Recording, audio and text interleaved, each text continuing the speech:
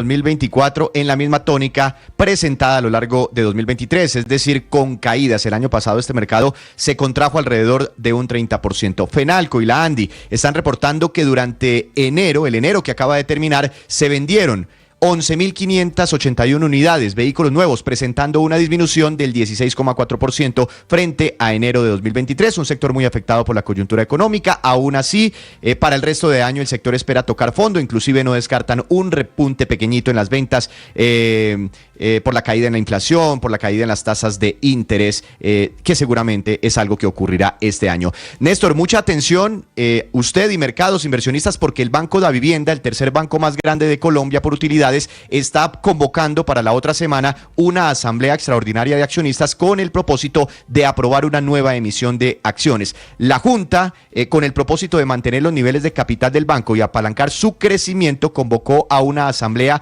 para el próximo 7 de febrero y dentro de los puntos del día está la aprobación de un programa de emisión y colocación de acciones ordinarias y de acciones con dividendo preferencial y sin derecho a voto del banco, el cual será presentado ante la Superintendencia Financiera. Es de recordar que Davivienda ya negocia sus acciones hoy, acciones preferenciales en la Bolsa de Valores de Colombia, y aquí se está planteando también una emisión de acciones ordinarias que dan más derechos a quienes son dueños de esas acciones. Estaremos pendientes de este tema, sobre todo para saber a quiénes irá dirigida esta emisión, si a grandes accionistas para capitalizar a la empresa o si también tendrían pensado eventualmente dirigir esta emisión a pequeños inversionistas, como ocurrió hace unos años cuando personas como usted o como yo pudieron comprar acciones de Davivienda. Es la noticia más importante con la que amanece hoy el mercado. Rápidamente le cuento, el dólar está cayendo a esta hora cerca de 20 pesos, se ubica por debajo de los 3.900 pesos, cotización promedio 3.892. 9 de la mañana, 2 minutos, hace 3 horas largas comenzó, 4 horas largas, comenzó a las 5 de la mañana,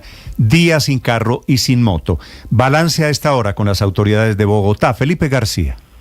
Hola Néstor, sí señor, hasta el momento se han validado más de 900.000 pasajes en el sistema Transmilenio, es decir, el número de pasajeros que han entrado al sistema. Esto es un 27% más contra un día hábil normal, lo que significa que los bogotanos siguen subiéndose al transporte público en este día sin carro y sin moto en la capital del país. Justamente para hablar de todo este balance nos acompaña hasta ahora la secretaria de Movilidad. Secretaria, bienvenida a Mañanas Blue. Cuéntenos cómo va este día sin carro y sin moto en Bogotá. Hola, muy buenos días Néstor y a todos los que nos escuchan el día de hoy. Bueno, tenemos nuestra jornada del día sin carro hasta las 9 de la noche. Como ya lo decían, tenemos un 27% de aumento en el uso del sistema de transporte público el día de hoy y en comparación con el día sin carro de hace un año, un 11% más de su uso. También tenemos que hay un incremento en el uso de los cicloparqueaderos también que tenemos habilitados en el sistema. Esto es un 42%, perdón, sí, tenemos un aumento mayor en el uso de los cicloparqueaderos, 40% más que hace un año. Néstor, lo escucha hasta ahora la Secretaría de Movilidad. Sí, gracias, secretaria Díaz. El día sin carro de momento, fuera de estos aumentos de los indicadores, claro, la gente monta más en transporte público y usa más bicicleta. ¿Qué nota usted en el ambiente de la ciudad? ¿Para qué sirve el día sin carro? Bueno, aquí tenemos dos propósitos. Uno, generar una cultura de cambio, de que la gente pueda planear sus viajes de una manera diferente, de manera más sostenible, que conozca aquellos que no conocen el sistema de transporte público, nuestro sistema de bicicletas, la oferta que tenemos de cicloinfraestructura, que la conozcan, que la usen. Y por el otro lado, también entonces tenemos, y de cara a la alerta ambiental, estamos midiendo cuál va a ser el impacto en la calidad del aire. Tenemos, y lo presentaba la Secretaría de Ambiente hace un rato, una reducción el día sin carro en términos de PM2.5, en términos de PM10, y también una reducción de gases de efecto invernadero importante. Vamos a estar haciendo esas mediciones en el transcurso del día de la mano con la Secretaría de Ambiente para poder reportar efectivamente cuáles son esos beneficios y que particularmente frente a la alerta ambiental que estamos viviendo en estos días, pues se vuelve mucho más relevante. Me vuelve usted a mencionar cifras. Le preguntaba un poco más por el espíritu de Bogotá, en el sentido de saber si 24 años después, doctora Díaz, este pico en placa está produciendo lo que era el objetivo original.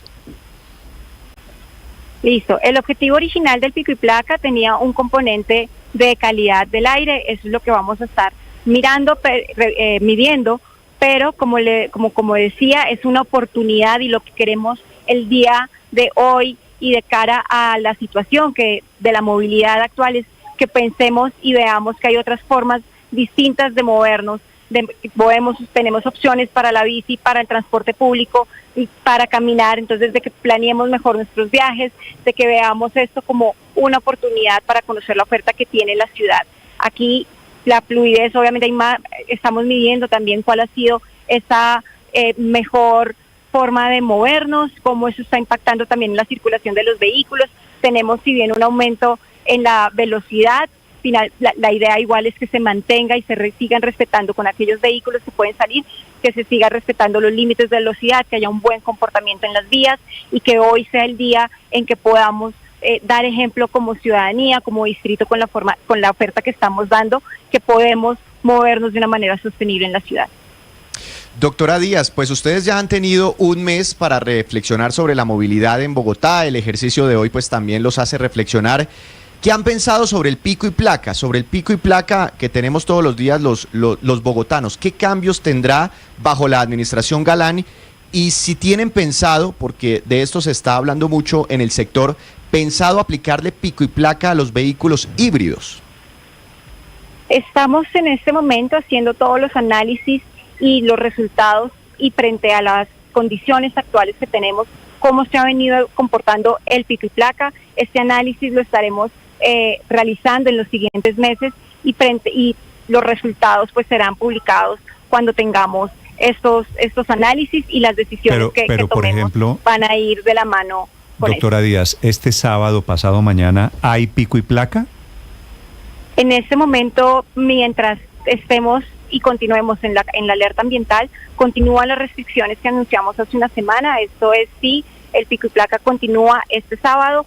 El día de hoy, mañana y pasado mañana estaremos haciendo un monitoreo continuo, como lo hemos venido haciendo los días anteriores con la Secretaría de Ambiente, y en el caso en que podamos levantar la alerta ambiental, asimismo se levantarían las restricciones. De lo contrario, pues se mantendrían. En este momento se mantienen, momento y se mantiene. El pronóstico es sí. Es como llovió ayer, como ha bajado un poquito la temperatura, como hoy hay días sin carro, como se apagaron los incendios, como se fue el humo un poquito, ¿es posible que esa restricción de pico y placa el sábado sea más temporal que antes? Eso también lo estamos revisando, estamos haciendo el análisis geográfico para ver dónde nos está creando la mayor afectación y si podemos pensar en que las restricciones sean más puntuales y no en toda la ciudad, pero esto va a depender de los resultados y del monitoreo que tengamos frente a la calidad del aire. Sí, secretaria Díaz, estaba viendo el valor de la multa por sacar el carro hoy, 572.514 pesos para motos y para carros. ¿Qué tantos despistados o vivos han descubierto hoy, doctora Díaz? Bueno, hasta el momento registramos 163 comparendos que han sido impuestos. Aquí la recomendación es para los que tienen una restricción, pues que no se expongan. Vamos a tener, estamos en la vía con 1.140 agentes, policías, guías, y estamos en 14 puntos de la ciudad haciendo control. Y acá entonces, pues bueno, llevamos más de 100 comparendos impuestos, y que esto conlleva a la inmovilización también del vehículo. ¿Y qué pasa con esos 163 personas, doctora Díaz, que les pusieron comparendo? ¿Quedan con posibilidad de circular? ¿Les quitan el vehículo? ¿Qué más les pasa? Tiene inmovilización el vehículo, entonces, y se continúa el proceso pues de sanción.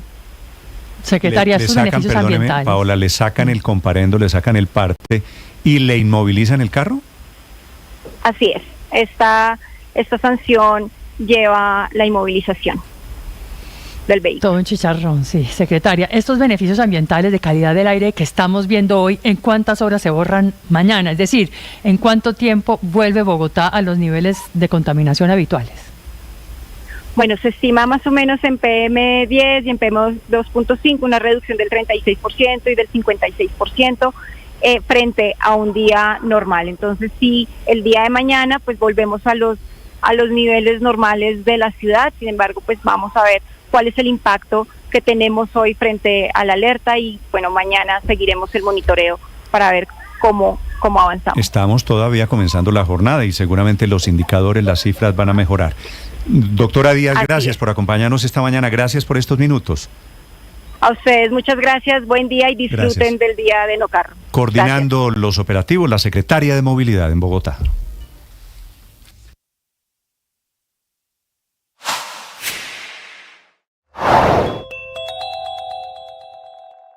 ¿Quién está detrás del paro armado en Caquetá y qué efectos tiene? Sobre esto habló el gobernador Luis Francisco Ruiz. Se presume que un grupo armado que se denomina Comandos de Frontera está haciendo un movimiento de tropa, de gente, hacia el municipio de Solano para ejercer control territorial sobre el Estado Mayor Central. Esa es la realidad que está viviendo el departamento del Caquetá hoy en día, en estos 8 días, que más o menos llevamos, entre 8 y 10 días con esta situación, cada día se recrudece más. El fin de semana pasado se pudieron entrar 2 botes de carga y ayer, pudieron entrar 2 botes más de carga para distribuirlo en todo el Bajo Caquetá, del río Caquetá. Sigan esa información en bluradio.com. En Blue le ponemos cara a la radio.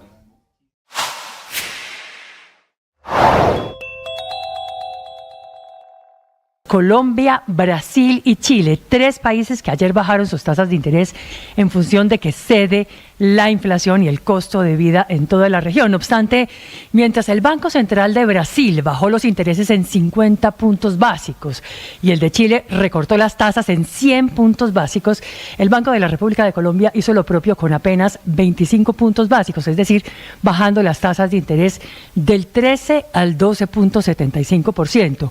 Movimiento pequeño, muy pequeño, comparado con el de otros países de la región, que demuestra que la bajada de tasas en Colombia será con el pie en el freno, en contravía de lo que esperaba incluso el propio mercado, que le apostaba a una reducción de 50 puntos, por lo menos del doble, y en contravía también de lo que querían incluso 2 codirectores del emisor que votaron por un aumento mucho mayor, debido a que la inflación ya lleva 9 meses consecutivos cayendo. Y debido también a que cerró diciembre en el 9.28%, en línea con las proyecciones del equipo técnico del banco.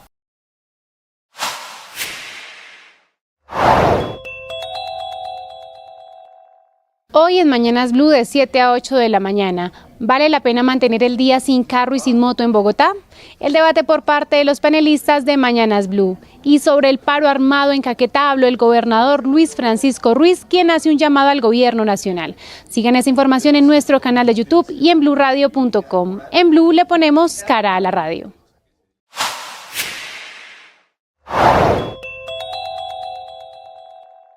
La decisión de la Comisión de Regulación de Agua Potable, que le va a subir a usted las tarifas de agua si usted desperdicia agua, si usted consume más agua del promedio. Crearon unas tablas dependiendo la altitud de cada ciudad.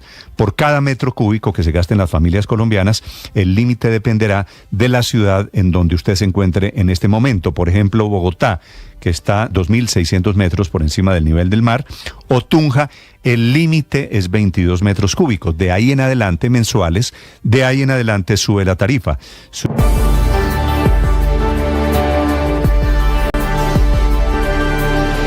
Bruselas, los agricultores que están en bloqueos y en protestas se acaban de tomar el centro de la ciudad, lo mismo que están haciendo los franceses, unos problemas que se han extendido por toda Europa alrededor de una decisión de la Unión Europea sobre lo que llaman allí el Pacto Verde.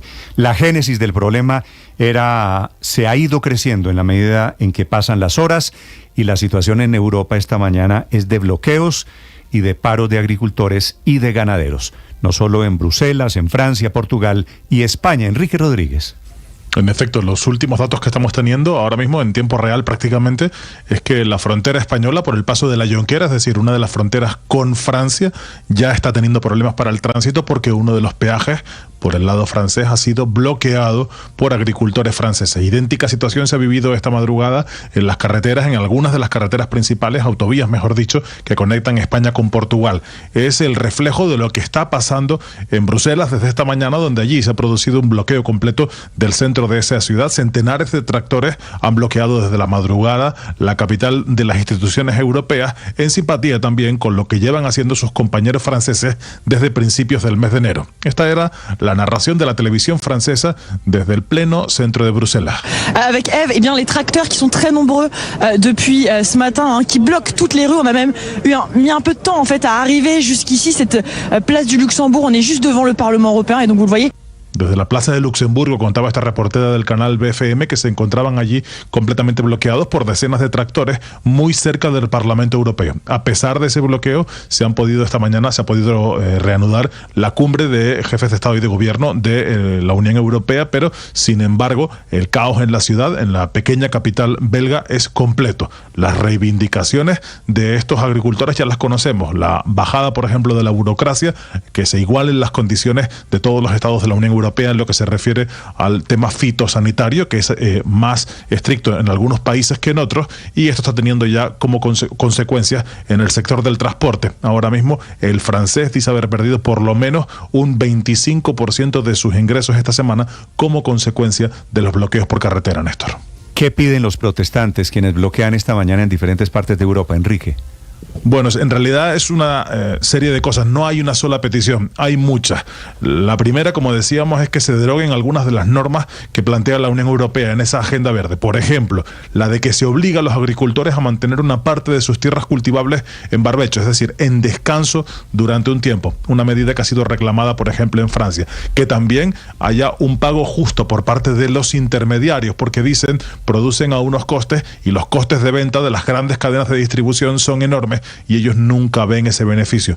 Luego hay un asunto que tiene que ver con la regulación, como hablábamos de los productos fitosanitarios. Son muy estrictas en Francia, eso dicen los agricultores, y menos estrictas, por ejemplo, aquí en España o en Italia. Así que los productos agrícolas españoles e italianos son más competitivos en el mercado italiano.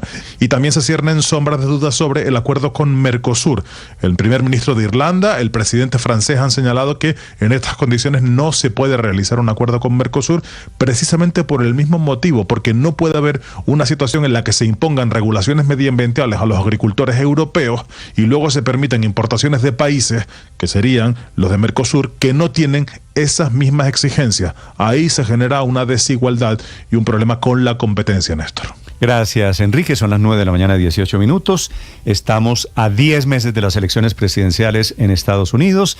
Encuesta que muestra cómo va a ser de apretado el cara a cara entre Joe Biden y Donald Trump, en caso de que pase, que claro que Donald Trump es el más opcionado a quedarse con la candidatura del Partido Republicano. Juan Camilo.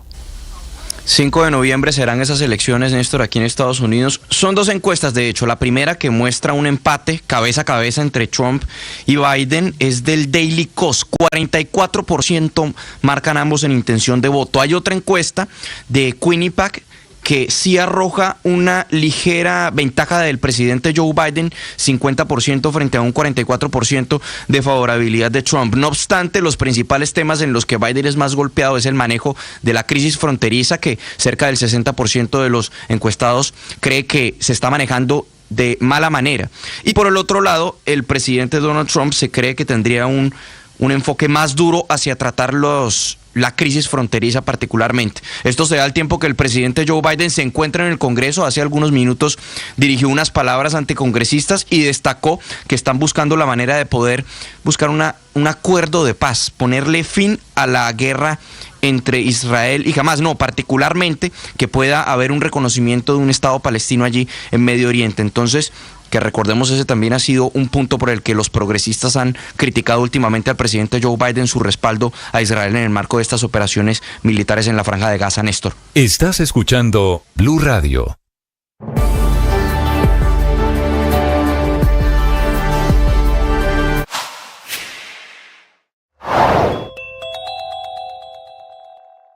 ¿Cuántas personas están en riesgo de quedarse sin comida por el paro armado en Caquetá? Esto fue lo que respondió Luis Francisco Ruiz, gobernador de Caquetá, en Mañanas Blue. Estamos hablando del municipio de Solano, Caquetá exclusivamente. Estamos hablando de 25.000 personas aproximadamente. 25.000 personas, gobernador. ¿Para que cuántos son los días, habitantes del municipio de Solano? sí, ¿no? ¿Para cuántos días les quedan comida, alimentos, gobernador? En el día de ayer ingresaron dos barcazas. Ayer tuve comunicación con el alcalde de Solano y me informa que entraron esas dos barcazas con alimentos no perecederos, las cuales se distribuyeron en el casco urbano y en poblaciones cercanas a la cabecera como Mecaya y otros puertos sobre el río Caquetá. Regularmente, gobernador, estas órdenes de paro armado tienen algunas concesiones, por ejemplo, para enfermos, para personas que necesitan por alguna condición extraordinaria salir del territorio. 9 de la mañana, 21 minutos. Si usted está buscando empleo y no ha logrado encontrar uno, preste atención a esta información porque hay varias vacantes en el DANE que está necesitando, de hecho, a miles de personas para realizar el próximo Censo Económico Nacional. Este es un censo muy importante porque permitirá, entre otras, medir a la economía popular. Recordemos que uno de los principales propósitos económicos del presidente Gustavo Petro es el de fortalecer a esa economía popular o informal, como vendedores ambulantes y demás, que suelen estar por fuera del crédito formal y terminan cayendo en el gota a gota, pero para aplicar una política sobre ellos se necesitan estadísticas detalladas y eso es lo que hará el DANE, recopilar toda esa información. Para desarrollar esta operación, el Departamento de Estadísticas está necesitando a 10.668 personas que irá vinculando poco a poco a través de distintas convocatorias y ya hay una primera convocatoria con vacantes para 536 personas en 103 municipios del país. De esas 536, el DANE contratará a personas para apoyo logístico, asesores de centros de soporte físico, coordinadores municipales, coordinadores de campo, etcétera, entre otras vacantes. Esta convocatoria cierra el 5 de febrero o antes si se llenan las vacantes. Si a usted le interesa, le suena, puede encontrar más información en los canales digitales del DANE. Si no alcanza a aplicar, esté muy pendiente de las próximas convocatorias de este Departamento Oficial de Estadísticas para este Censo Económico Nacional.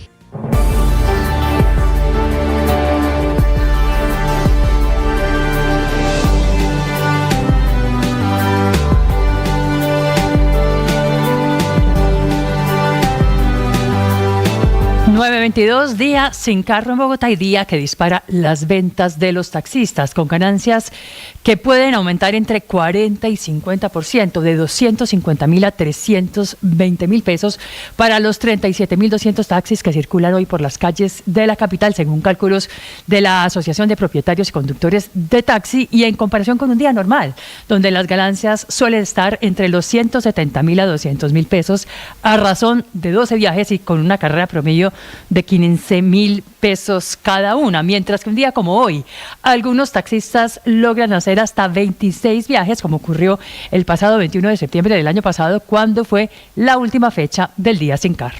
Estás escuchando Blue Radio.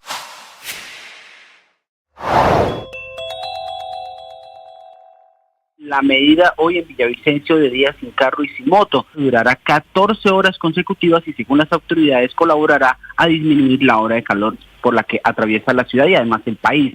Más de 130.000 vehículos particulares matriculados en la ciudad dejarán de circular. Cerca de 4.000 taxis y 814 busetas de transporte público estarán disponibles hoy para movilizar a las personas, aunque hay que decir que se espera que la mayoría de personas hoy utilicen métodos alternativos de movilidad como la bicicleta. Y mucha atención con esto, las multas. No hace falta hoy el de él o la despistada que diga que no sabía o que apenas se está enterando del día sin carro y sin moto. Y quien haga esto, pues le van a tocar el bolsillo y de... El municipio en Colombia que tiene racionamiento y el municipio que está tomando la decisión de suspender el servicio de agua tiene represa propia, tiene embalse ahí al lado. Es en La Calera, que queda al nororiente de Bogotá. Señor alcalde Hernández, buenos días. Muy buenos días, doctor Néstor Morales, a la mesa de trabajo y a todos la audiencia de la emisora. Alcalde, el embalse San Rafael usted lo tiene ahí en la punta del municipio. ¿Por qué está la situación tan crítica que llegan al racionamiento de agua? Sí, correcto. Si bien tenemos un embalse aquí, nosotros tenemos firmados un convenio con la empresa de acueducto de Bogotá de 18 litros por segundo. Esa es una parte del agua que se utiliza para el casco urbano del municipio de La Calera, y otra parte la tomamos de una quebrada que se llama la quebrada San Lorenzo. En esta quebrada nosotros tenemos una disposición de 23 litros por segundo. En este momento de esa captación posible solo estamos captando 15 litros por segundo, precisamente por la disminución del agua debido al fenómeno del Niño y el fuerte verano. Esa reducción en la captación de agua no nos ha permitido que podamos llegar a todo el casco del municipio de La Calera por bajo presión de la red. y nos lleva a tomar la medida de por 3 días a la semana, digamos en 2 jornadas, en 2 sesiones, unas en la mañana y otros en la tarde, de tener que recortar el suministro del agua en ¿Y esos sectores. cómo van a ser, alcalde, con el turismo, con el muy nutrido turismo que va o que pasa por La Calera? Sí, solo es entre semanas, son los lunes, miércoles y viernes, precisamente para evitar la afectación los domingos, los festivos, aunque en el mes de febrero no tendríamos, y los días sábados. Entonces esos días estamos garantizando el agua. Digamos que esta es una medida de prevención y de concientización. Sí tenemos una disminución en la captación de agua, pero también es obviamente ir tomando medidas y no esperar a que se nos complique la situación y tener que tomar un racionamiento más drástico. Entonces por eso se ha tomado esa medida, que si bien hay unos hechos reales, unos evaluaciones de caudal que nos llevan a tomar medidas, también obviamente lo que estamos es tratando de concientizar a la comunidad de la necesidad de ahorrar agua. Estamos en el mes de febrero, ayer entiendo que en Bogotá llovió, La Calera durante todo el mes de enero no hubo un solo día de lluvia. ¿Ayer entonces, no llovió en La Calera? No, estando aquí al ladito de Bogotá, no tuvimos ese preciado líquido cayendo en nuestro territorio.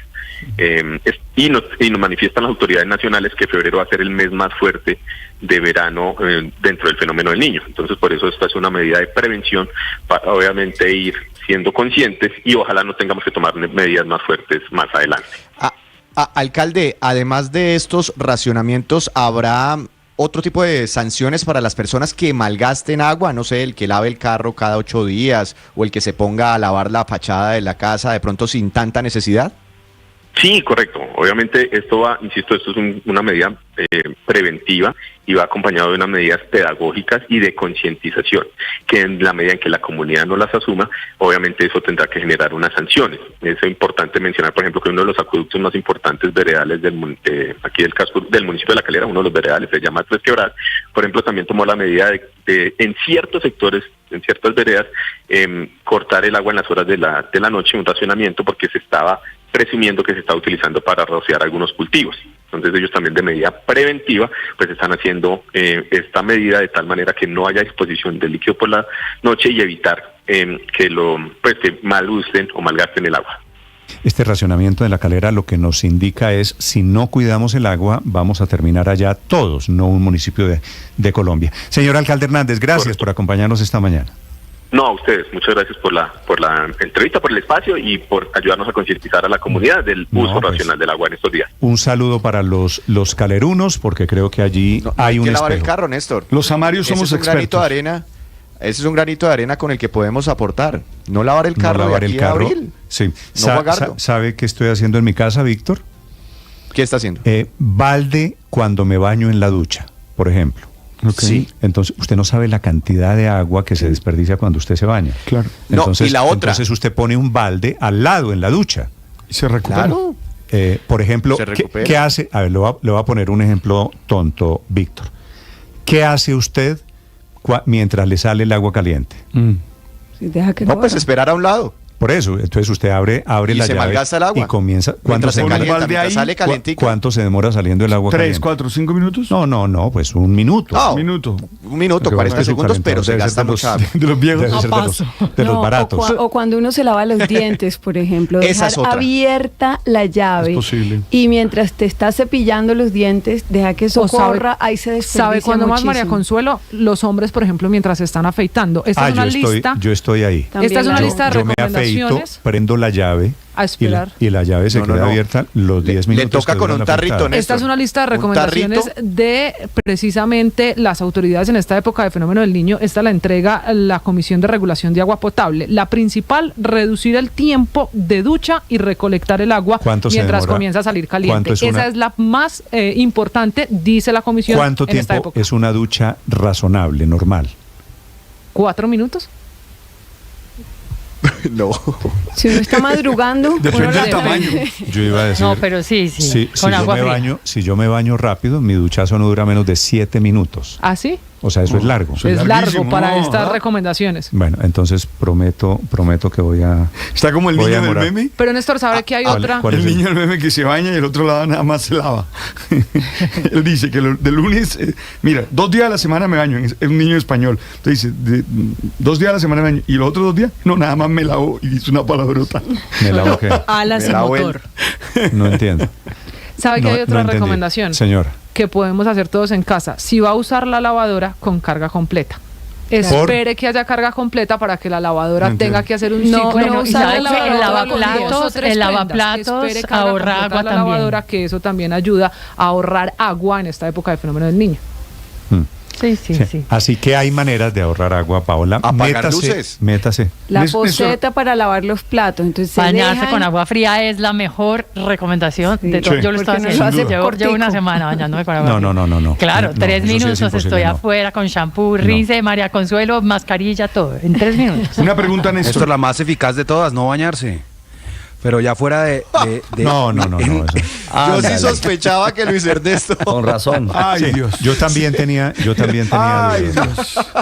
Pero ya entiendo. Oiga, pero que Néstor, hay un propósito en La Calera ya anunciaron racionamiento. Sí, señor, acabo de entrevistar. Este tema es serio. Acabo de entrevistar al alcalde de La Calera. Néstor, le hago una pregunta. Usted esta mañana decía que si en una casa gastaban más de 22 sí, señor.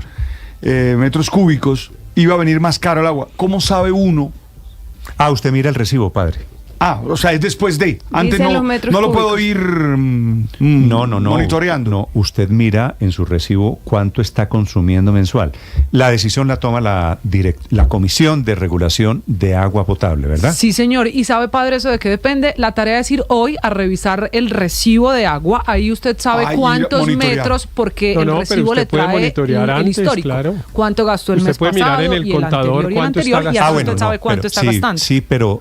Sí, lo del contador, lo que pasa es, usted vive en apartamento. En el contador cuánto está gastando. Pero el contador de los edificios es individual. Es individual. Sí, claro, es individual. Hay que bajar, lo que estamos, hay que ir a veces todos abajo, los días. A veces es arriba, sí, en distintas partes, pero es fácil ver cuántos metros cúbicos diarios está usted gastando. Padre, pero me parece... si gasta más de cuántos, de 22. En Bogotá, por el 22. Nivel, porque estamos a 2.600 sobre el nivel del mar, más de 2.200, más de 2.000 metros, más de 22 metros cúbicos al mes. Distinto, sí, señor. Mes, eso en el caso de Bogotá. O sea, menos de un metro cúbico diario. Claro. Al Caribe. Un metro cúbico. Es menos de un metro cúbico diario. Yo sé, Héctor, que las matemáticas no es lo suyo, pero un metro cúbico diario para un hogar promedio en Colombia le da 30. Es bastante. Es que no es, pues no sé, eso está bien medido, digamos, y seguramente es, no digo bastante, pero sí suficiente. Lo que digo es que cuando vaya a mirar allá en el contador, se tiene que mover. Déjeme saludar, muy Héctor, poquitico, porque se mueve solo un número al día. Déjeme saludar sobre este tema a la directora de la Comisión de Agua Potable, porque este tema racionamiento, entramos en modo ahorrar agua y realmente toca ahorrar. Y esto que está haciendo la Comisión de Agua Potable es para desincentivar o para castigar, si usted quiere, cuando se nos va la mano en el consumo de agua. Doctora Quevedo, buenos días. Muy buenos días, Néstor, un gusto. Ruth Maritza Quevedo es la directora de la Comisión de Agua Potable que toma esta decisión por cuenta del fenómeno del Niño. La decisión es desincentivar el consumo de agua. ¿Cómo es el tema, doctora Quevedo, dependiendo la ciudad o la ubicación geográfica de cada ciudad? Sí, así es, Néstor. Se trata de la resolución 887 del año 2019. Por primera vez en Colombia la hemos activado por fenómeno del Niño. Se ha activado en razón a las condiciones de variabilidad climática que tenemos en el país y se desactivará cuando tengamos instrucciones o por lo menos información acerca de que este fenómeno del Niño ha cedido en sus impactos. Sí, doctora Quevedo, ¿cómo va a funcionar? ¿Cuál es la diferencia o cómo hicieron ustedes la medición para diferenciar en el caso de Bogotá, en el caso de Tunja o, por ejemplo, una ciudad en la costa como Barranquilla o como Valledupar? Sí, mire, en la resolución 887 que ustedes pueden encontrar en la página de la Comisión de Regulación para tener información más detallada, está en el artículo 6 el nivel de consumo excesivo de agua potable. Entonces, los municipios que se encuentren por debajo de los 1.000 metros sobre el nivel del mar tienen un nivel de consumo de 32 metros cúbicos por suscriptor al mes. En el caso de los municipios de entre 1.000 y 2.000 metros, que es el clima templado, de 26 metros cúbicos por suscriptor al mes, y en el caso de los que se encuentren sobre los 2.000 metros, el nivel de consumo es de 22 metros cúbicos por suscriptor al mes. Es decir, clima frío, clima cálido y clima templado. Sí, pero aparte del clima, doctora Quevedo, tuvieron en cuenta otros factores, como por ejemplo, mire, aquí hay un oyente que está preguntando el número de personas que pueden vivir en una casa. Por ejemplo, una familia que tenga 5 o 6 personas en una misma casa, ¿tiene las mismas condiciones de consumo de agua si está en Bogotá o si está en una ciudad de la costa? No, es diferente, es diferente. Lo que se hace en la comisión es que se hace un análisis de cuánto en promedio consumen los hogares por estrato socioeconómico y se aplica superior a ese nivel de acuerdo al piso térmico. Me explico, si una persona en clima frío, por ejemplo, tiene un consumo de metros cúbicos promedio de, por ejemplo, 20 o 21 metros cúbicos al mes, el consumo excesivo es lo que pasa cuando consume por encima de eso que viene consumiendo regularmente. Es decir, nosotros no estamos haciendo una medida con los fines de castigar a los hogares. Lo que queremos en primer lugar es invitarlos a que entendamos que estamos en una situación que merece el esfuerzo de ahorrar el agua. Ahora, ya claro, si se pasan de esos consumos promedios que ellos vienen haciendo normalmente, ahí es donde viene la medida y se cobra un precio, digamos, adicional por esa cantidad de metros cúbicos que se consumen. Preparando el bolsillo, doctora Quevedo, ¿cuál es ese costo adicional? ¿Cuánto le cobran de más en la factura a ese colombiano que, por ejemplo, en Bogotá se pase al mes de los 22 metros cúbicos? Bueno, recuerden ustedes que la factura hay dos componentes, entonces hay un cargo fijo, ese cargo fijo no se toca, y hay un cargo que depende de la cantidad de metros cúbicos al mes que consuman los hogares. Cuando usted consume un metro cúbico adicional, a ese metro cúbico adicional es al que se le va a cobrar igual que el cargo por consumo, es decir, es un poco difícil de explicar de manera muy pedagógica, pero se trata de que si a usted esos 25 metros cúbicos, para poner el ejemplo, si usted tiene un cargo variable, o sea, un cargo por consumo, en donde cada metro cúbico le cuesta 2.000 pesos y usted se excede en 1 litro, ese litro se le van a cobrar esos 2.000 pesos adicional. ¿De qué depende? Depende de la facturación que hacen los prestadores de acueducto y ellos son los que llevan el seguimiento de cada uno de los suscriptores a través del proceso de micromedición. Pero doctora Quevedo, es que yo creo que así es un poquito difícil entenderlo. Mejor dicho, si consumo un poquito más de lo que yo consumo, más o menos porcentualmente, ¿cuánto se me puede subir la tarifa? 10, 15, 20%, no sé, ¿se puede duplicar? Como para entenderlo un poquito mejor. Sí, se le sube en lo mismo que cuesta el metro cúbico que usted está pagando actualmente, pero solo por el componente de consumo, es decir, por el componente variable, el que le mide a usted de acuerdo a la cantidad de litros que consume. ¿Sí? Si cuesta 1.000 pesos, ese litro adicional le va a costar 1.000 pesos más sobre el cargo variable, ¿no? Y si consume 2 litros más, pues le va a costar 2.000 pesos. Entonces, eso depende desde el costo de la tarifa que usted tiene actualmente. Ahora, no es un incremento tarifario, yo creo que eso es importante decirlo. Aquí no se están incrementando las tarifas, lo que se está es cobrando un poquito más por ese metro cúbico adicional que usted está gastando y que es excesivo. Claro, que duela el bolsillo, directora, pero ¿esto es solamente para los hogares o aplica también para los hoteles? ¿O los extranjeros pueden venir a gastarse el agua que quieran? No, aplica solamente para los hogares. Ya las medidas relacionadas con sectores productivos y de la economía pues serán tomadas desde el Sistema Nacional de Gestión de Riesgo por la autoridad competente en cada caso. Pero doctora Quevedo, aquí un compañero hablaba hace unos minutos que eso era fácil medirlo, que uno bajaba al contador y apuntaba un numerito. Si es así de sencillo, ¿por qué no nos da como unas recomendaciones para controlar el consumo de agua, para no exceder esos límites? ¿Cómo puedo hacerle seguimiento?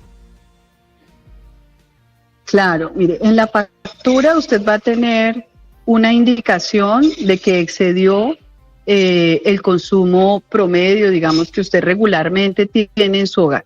Allí debe quedar, digamos, claro cuántos fueron esos metros cúbicos y cuánto costó el cargo por consumo. Ahora, para todo, digamos, para todos nosotros es posible con medidas muy cotidianas disminuir el consumo de agua. Por ejemplo, aprovechar los momentos en los que según el IDEAM, vamos a tener un febrero muy caluroso, pero vamos a tener un marzo donde va a llover.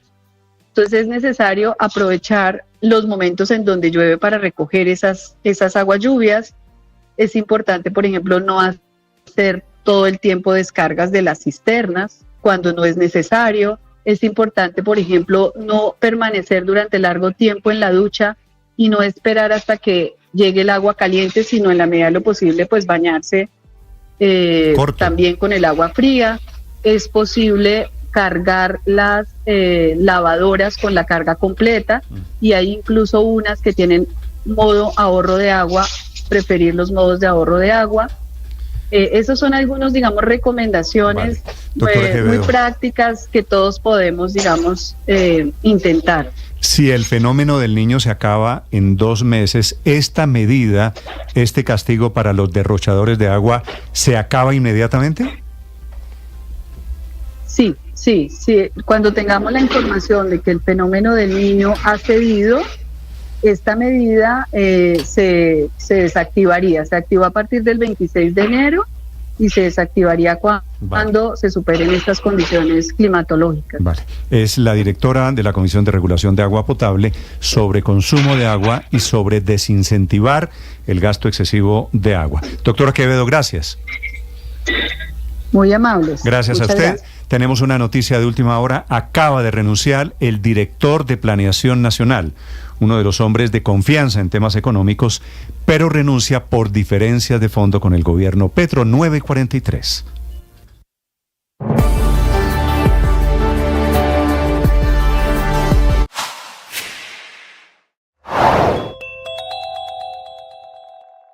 A partir de esta semana, las reglas de juego de la relación de la Policía Nacional con la ciudadanía van a cambiar. Esa institución va a mutar a un sistema focalizado, diferencial y flexible que funcionará bajo el modelo de trinomio que compone a la Policía Nacional, autoridades locales y a la ciudadanía.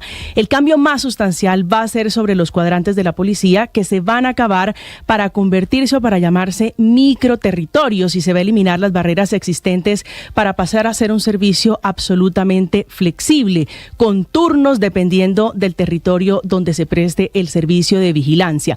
Este modelo pretende darle mayor participación e involucramiento a la sociedad civil a través del diálogo. Por eso, semanalmente, en el CAI de su barrio habrá reuniones del trinomio para evaluar lo acordado y socializar debilidades y fortalezas en materia de seguridad.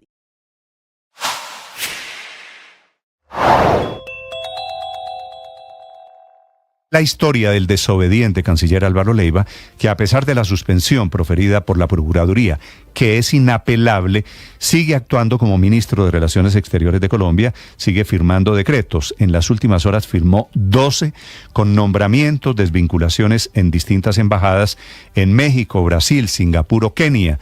Decisiones relativamente menores, por supuesto, un desafío a la Procuraduría General de la Nación.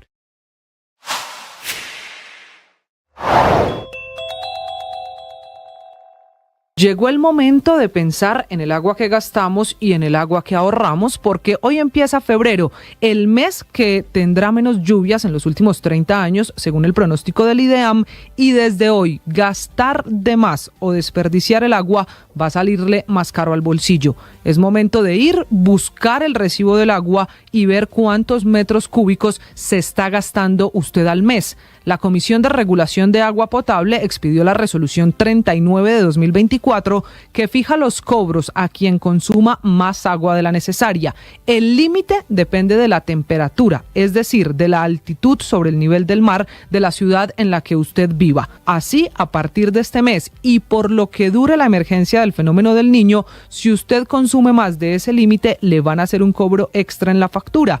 Cobro que todavía no sabemos de cuánto es porque lo debe fijar la empresa de acueducto de su ciudad.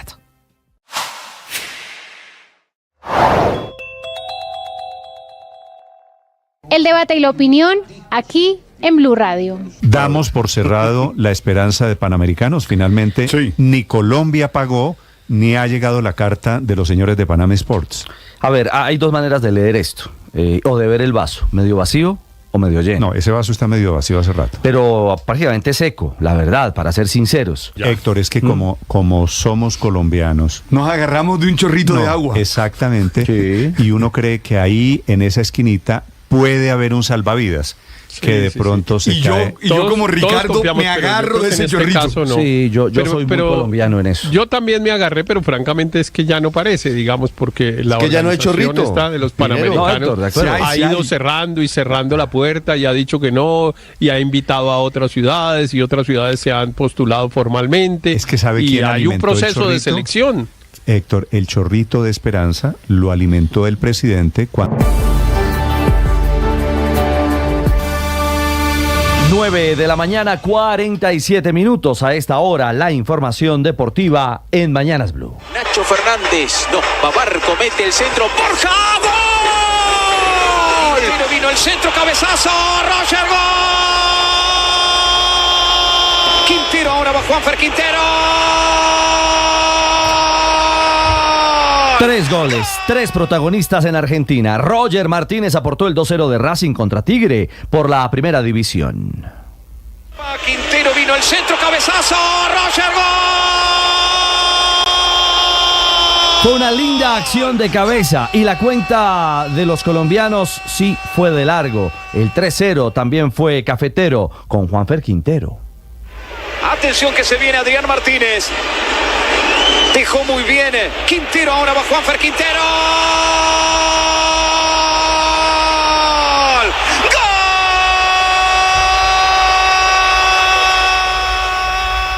Bueno, yo creo que ese fastidio sirvió para lo que era la gasolina hoy. Obviamente cambia todo.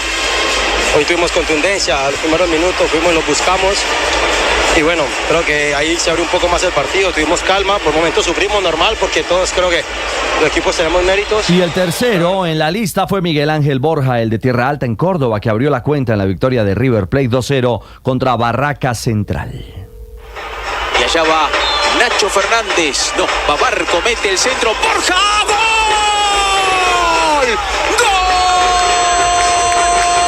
Gol número 25 en 63 partidos para Miguel Ángel Borja con River Plate. El colibrí anotó su segundo gol en el arranque de esta temporada 2024 en Argentina.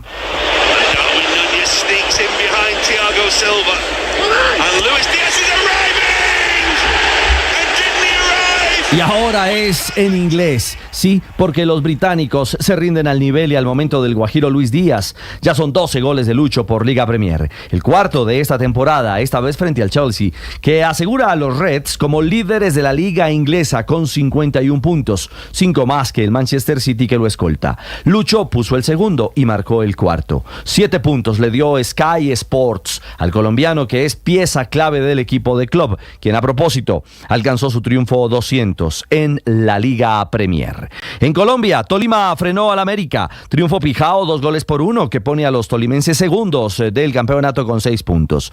La lectura del profe David González de cómo construyó la victoria. Siempre va a ser complicado superar una defensa de 5. Supimos jugar ese tipo de partido. Es un partido que se torna de mucha paciencia, de darle manejo a la pelota, de girar al equipo contrario para que se aparezcan los espacios. Entre tanto, en Bogotá, Millonarios empató 1-1 con Alianza Valledupar. Duro rival el equipo vallenato en el Campín. Gamero valoró el punto alcanzado en casa. El equipo hizo muchas cosas para ganar el partido y se empató. Un punto suma. Yo le decía este punto más tarde nos vamos a dar cuenta que sirve, pero me voy tranquilo porque el esfuerzo lo hizo el grupo para por lo menos ganar el partido. También ganó Pasto 1-0 en casa del Deportivo Pereira. Hoy continúa la fecha 3 con los juegos Envigado Chicó, Atlético Nacional Once Caldas y Junior Independiente Medellín. Hoy es día de preolímpico en Venezuela. Colombia jugará en Valencia contra Bolivia. Detalles previo al juego, Eduardo, en suelo venezolano. Hola, buenos días. Hola Ricardo, buenos días. Un saludo para todos. Hoy la selección Colombia cumplirá con su último partido en el torneo preolímpico sudamericano frente a una selección boliviana que también está eliminada, pero que ha dejado una buena muestra futbolística durante la competencia. Ayer la selección Colombia entrenó en la cancha La Bombonerita en Puerto Cabello, una ciudad portuaria frente al mar bajo un clima agradable. Al técnico Cárdenas, el preolímpico no solo le ha dejado críticas, también enseñanzas. Yo creo que siempre el aprendizaje va a ser significativo y mucho más ante este tipo de situaciones donde ayudan a que sigamos replanteando de cara al futuro y a los siguientes procesos qué aspectos a tener en cuenta. Recordemos que la fecha de hoy servirá para saber quién acompañará a Brasil por el Grupo A en el cuadrangular final. La opción está entre Venezuela y Ecuador. Los venezolanos deberán derrotar a la selección brasilera. Ecuador descansa. Bolivianos y colombianos solo se enfrentan por cumplir con el calendario. La selección Colombia presentaría algunos cambios en el onceno titular. Gracias, Edu. Hoy Colombia-Bolivia desde las 5:50 de la tarde por Caracol HD2 y golcaracol.com. Going for the sprint is Luka Metgets trying to give a victory for Jaco Alula, but it's Tim Merlier going all the way to the line. En el Alula Tour de Arabia Saudita, hoy fue día para los embaladores. El ciclista belga Tim Merlier del Soudal Quick Step fue el ganador, mientras que el colombiano Juan Sebastián Molano del UAE terminó en el quinto puesto. Mañana, cuarta fracción de la carrera saudí. Con ciclismo cerramos 9:52 los deportes a esta hora en Mañanas Blue.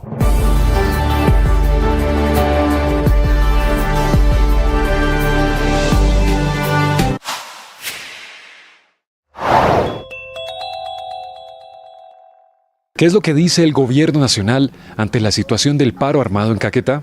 Esto fue lo que respondió Luis Francisco Ruiz, gobernador del Caquetá, en Mañanas Blue. Nosotros informamos de esta situación al Alto Comisionado de Paz a través de un escrito del primer Consejo de Seguridad, pero aquí lo que se está demostrando es que no tenemos control sobre el río Caquetá y que estos grupos armados hacen sus chanchas y panchas sobre este río. Entonces aquí el llamado es a las fuerzas militares a que tomen el control territorial de esto porque la población civil es la más afectada. Sigue esta y más información en bluradio.com.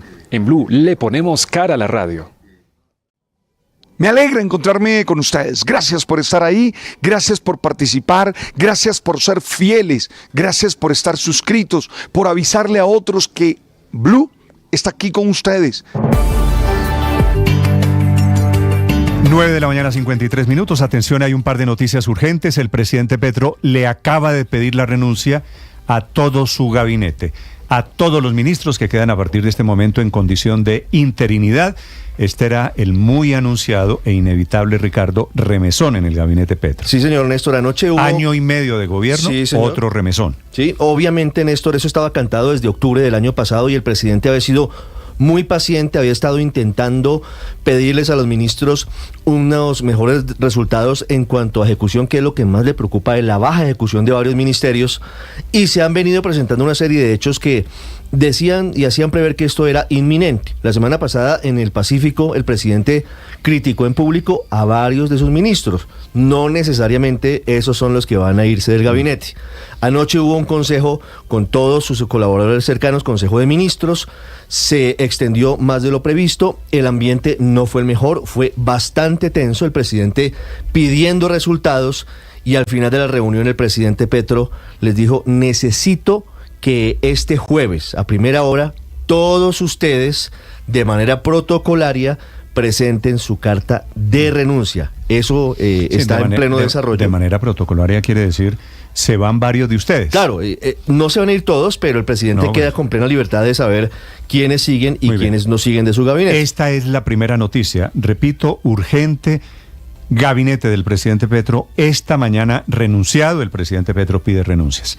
Segunda noticia, que no tiene nada que ver con esta, se va por unas razones diferentes, el director de planeación, tal vez uno de los hombres ideológicamente, en teoría, Víctor, más cercanos al presidente Petro, pero con quien venían los roces desde hace tiempo, unas diferencias conceptuales alrededor de todo, de hidrocarburos, de presupuesto, muchos temas diferenciaban al doctor Jorge Iván Palacios, un economista de la Universidad, Jorge Iván González, uno de los economistas de la Universidad Nacional más respetados en la izquierda de Colombia. Pero esta mañana le notificó al Comité Directivo de Planeación Nacional que se va, y además se van varios de los subdirectores de planeación. Así que son dos crisis de dimensiones diferentes. Por un lado, la crisis de gabinete, y por el otro lado, la crisis, esta política. Sí. La otra es la crisis de los tecnócratas de planeación nacional. Pero Néstor, yo podría ligar una cosa con otra por una razón, porque Jorge Iván González desde hace varios meses estaba no muy contento en el gobierno. Él estaba más ubicado políticamente en el ala que se fue hace un año del gobierno, es decir, el ala liberal, Alejandro Gaviria, José Antonio Ocampo, Cecilia López, y ellos pues se fueron del gabinete. Queda el doctor González. O sea, se lo voy a decir más claramente, Ricardo. El doctor Jorge Iván González había firmado la carta de hace un año.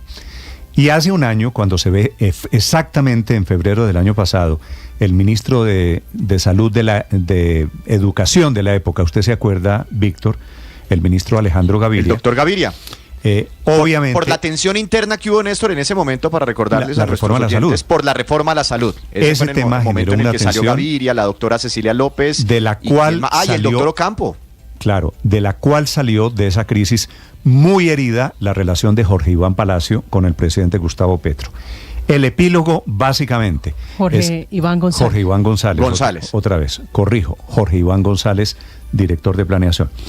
El epílogo de ese capítulo es que el doctor Jorge Iván González se va. Esa situación tensa, llena de regaños, llena de mutuas recriminaciones, no tenía cómo sostenerse. Lo informa anoche también en el Consejo de Ministros, se lo notifica esta mañana al Comité Directivo de Planeación Nacional y se está produciendo, Víctor, esta mañana un efecto cascada. Con Jorge Iván Palacio se van varios de los directivos de planeación, entre ellos algunos de los subdirectores de ese, que es un departamento fundamentalmente lleno de tecnócratas en la economía colombiana.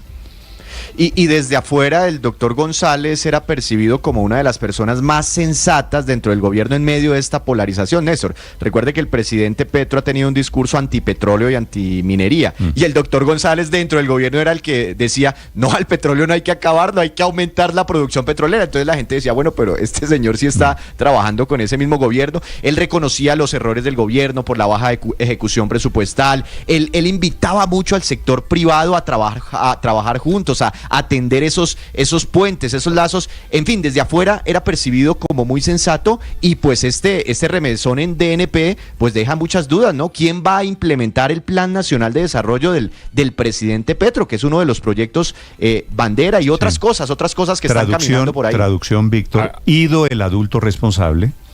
El doctor Jorge Iván Palacios. La pregunta es, ¿quién es el perfil no solo de quien llega a Planeación Nacional? Jorge Iván González. Jorge Iván González. González, sí, señor. ¿Quiénes van a llegar al gabinete? Y aquí nos vamos a enfrentar a un dilema muy interesante, Andrés, y es si el presidente Petro sigue refugiándose en su izquierda o si abre el gabinete un poquito, ¿no? Que será las alternativas que le están sugiriendo, si quiere mayor gobernabilidad y mayor margen de maniobra política. Claro, es que mire, ahí estamos frente a ese problema, porque la relación con Jorge Iván González era insostenible, Néstor, porque Jorge Iván González, que es un gran economista, estaba tratando de manejar el Departamento Nacional de Planeación con el criterio más profesional y técnico del mundo, entonces se venía estrellando frecuentemente con los caprichos del presidente Petro, quien incluso, según dicen, lo acusó en un cónclave reciente de que si era que trabajaba para Claudia López porque estaba financiando unos proyectos en Bogotá de acuerdo con directrices que obedecen a la planificación nacional. Puede ser entonces que el presidente Petro prefiera tener ahí en Planeación Nacional una de esas personas que le dicen a todo que sí, que él es un visionario y que él es un genio y que hay que hacer lo que él dice, etcétera, o incluso, pero ese sería un escenario que me atrevo a decir aún más preocupante, que metan al Departamento Nacional de Planeación a las reservas de la mermelada que están tan exigidas ahora que la aprobación de las reformas. Usted sabe, Andrés, cómo le decían en realidad, si ahora renunció, pues hablo en pasado, cómo le dicen al doctor, Paola sabe cómo le dicen al doctor Jorge Iván González, ¿no? ¿Cómo le dicen? El sabio. Sí, es que lo es, de verdad tamaño. que esa es este una es un muy economista de grandes quilates, yo lo he entrevistado varias veces, sí. Tengo el gusto de tener una relación personal con el doctor Jorge Iván González desde hace muchos años, debo decir que lamento mucho porque me pareció siempre un dique de contención dentro del gobierno, un hombre de un infinito pragmatismo, es decir, es de esa izquierda que es capaz de decirle al presidente, además con personalidad él, que es capaz de decirle al presidente, hombre, no salgamos del petróleo. Porque sin petróleo no tenemos la plata que necesitamos para desarrollar todos los planes sociales. Es una tristeza, yo creo que es una gran pérdida junto con la de José